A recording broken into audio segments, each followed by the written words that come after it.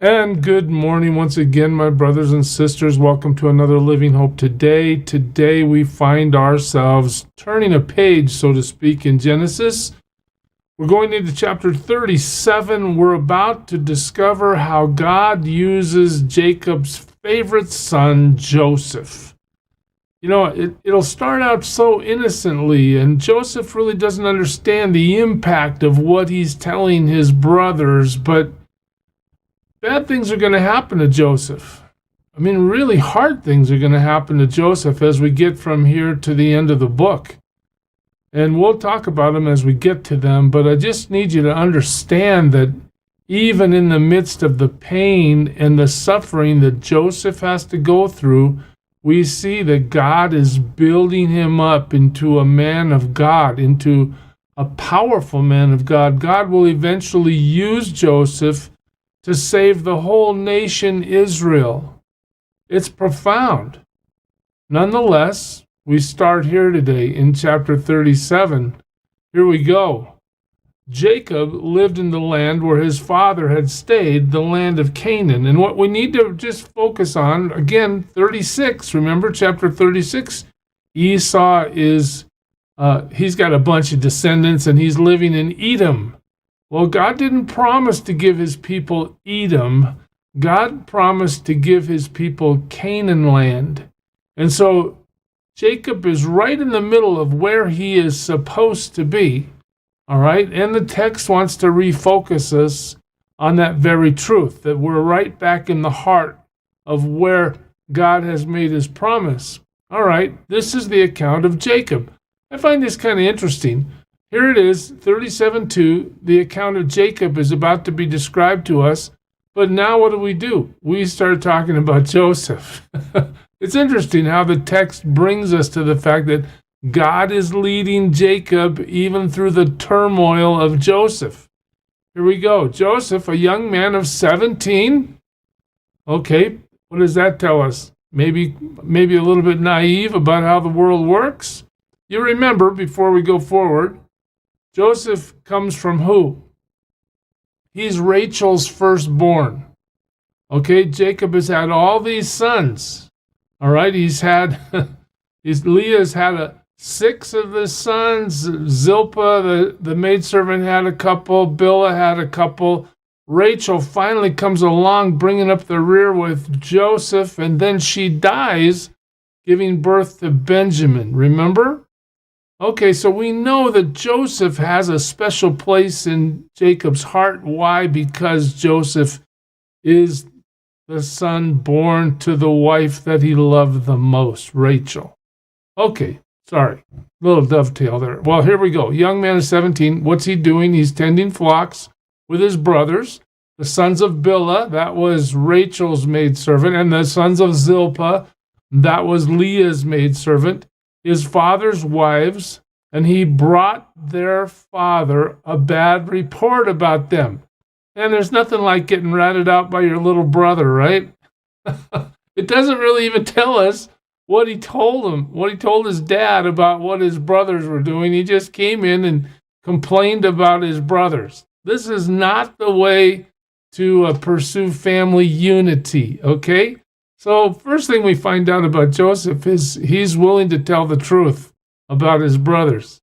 And now the text brings us to the fact I just mentioned. Now Israel loved Joseph more than any of his other sons. And we just talked about why. Because he had been born to him in his old age. All right, that's one thing, sure. But the other thing to keep in mind, he was born to Rachel. That's really important, all right? And so what does Jacob do? He made him a richly ornamented robe. Okay, so now we've got Joseph ratting out the brothers, and now he's showing up in a very fancy outfit that his dad has given him. His dad didn't give it to anybody else in the family, just to Joseph. That again is a recipe for strife in the family. Well, here we go. When his brothers saw that their father loved him more, all right, Dad always loved you best. Oh, that's trouble. He loved him more than any of them. What do they do in response?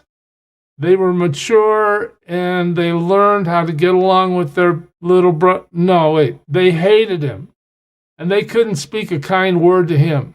Okay, Joseph is ostracized from the brotherhood. Why? Because he's the father's favorite. Oh, man. And then the story even gets worse than that. Verse 5, Joseph had a dream. Okay, here we go. When he told it to his brothers, what happens? They hated him all the more. Okay, so Dad likes you best. You're ratting us out to Dad when we're not doing the right thing. Dad gives you the good coat that he made special for you. He didn't give us anything. And now you're telling us a dream that's against us. Well, he says it to him. Listen, he said to them, listen to this dream I had. Here it comes, verse 7. We were binding sheaves of grain out in the field when suddenly my sheaf rose and stood upright, while your sheaves gathered around mine and bowed down to it. Wow, you guys, I dreamt this dream. Okay, I already told Dad you guys are rotten, and Dad likes me best, and Dad gave me that coat, and now I'm going to tell you about my dream. You guys are bowing down to me. Oh man, the brothers don't like that. Here it comes. His brothers said to him, do you intend to reign over us? Will you actually rule us? Now remember, this is the little brother coming to them with this dream. And what does the text keep bringing us back to? Anytime you're reading a narrative story, the author can put in any detail he wants, right? The sky was blue, we had fish for dinner. I mean, whatever the author wants to put in there, that's what they want to emphasize as they tell us the story. What does this author keep telling us over and over? They hated him. They hated him all the more because of his dream, because what he said. Okay, so Joseph's a dreamer. His brothers hate his guts for multiple reasons. All right, well, it even gets worse. Look at this, verse 9. Then he had another dream. No. And he told it to his brothers. Listen, he said, I had another dream. And this time, the sun and moon and 11 stars. Okay, wait a minute, 11 stars. Oh, hey, I got 11 brothers standing right here listening to this. It probably means you guys. The moon, the sun and moon and 11 stars were doing what? They were bowing down to me. Okay, now who's the sun and moon in this story? Well, maybe he's even referring to his parents. Well, his mom, Rachel, is dead, but maybe he's referring to somebody over him. In the end, the point is the same. Hey, all you brothers, you bow down to me. You bow down to me in the sheaf dream, now you bow down to me in the star dream. And let me make sure I tell you about it. When he told his father, so Joseph just can't keep his mouth shut, he's got to go home and tell his dad too. He told his father as well as his brothers. His father rebuked him and said, what is this dream you had? Will your mother and I and your brothers actually come and bow down to the ground before you? Joseph, who do you think you are? And again, Joseph's talking to his father, the patriarch. But please remember, this is exactly what happens. By the time we get to chapter 50 in the book of Genesis, all these people have come and bowed down to Joseph. And we'll pursue that story as the text brings us to it. But God's giving Joseph these dreams, and these dreams aren't just out of nowhere. These dreams are based in what God will do as time passes. And if Joseph understood how much he was going to suffer to make these dreams a reality, he probably would have kept his mouth shut.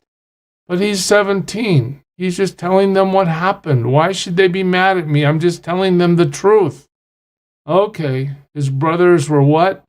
They were jealous of him. So the text doesn't tell us how much they hated him in the beginning. But it does tell us they're motivated by jealousy. And what does his father do? he just files this away. I don't know exactly what that means. I file away that my favorite son is naive and willing to upset his brothers because he's had a dream or two. I don't know what Jacob is filing away. Maybe the fact that he's been told he'll bow down to Joseph someday. But I just want to pursue, before I leave you today, this idea of dreams, especially in Genesis. Okay, listen. Abimelech, remember when Abraham and Sarah were dealing with Abimelech? Abraham told him that Sarah was his sister. God alerted Abimelech to the problem of taking Sarah for himself in a dream in chapter 20, verse 3. Jacob, remember, had a dream on the way to Haran as he was fleeing Esau. He saw the stairway with the angels climbing up and descending from heaven. That was chapter 28. Jacob's flocks were growing in another dream he had, and God told him he needed to go back home in chapter 31.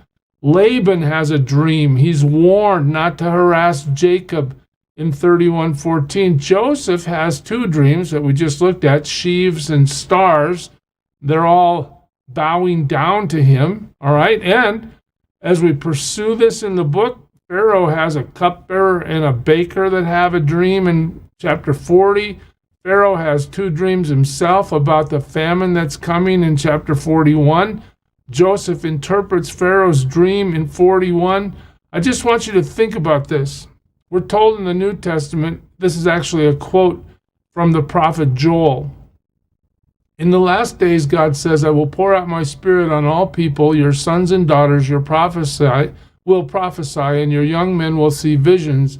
Your old men will dream dreams. Just remember that God is alive and well.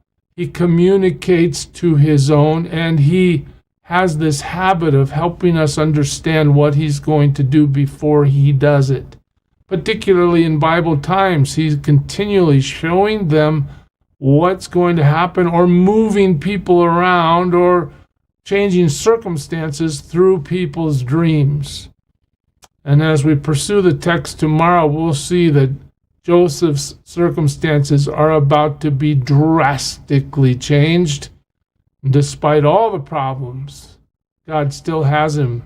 God's still working out his plan through him, and God's still going to show his mercy and his love and his grace to Joseph's whole family through the suffering that Joseph endures. We'll pursue that next time, church. God bless you. Serve him well today.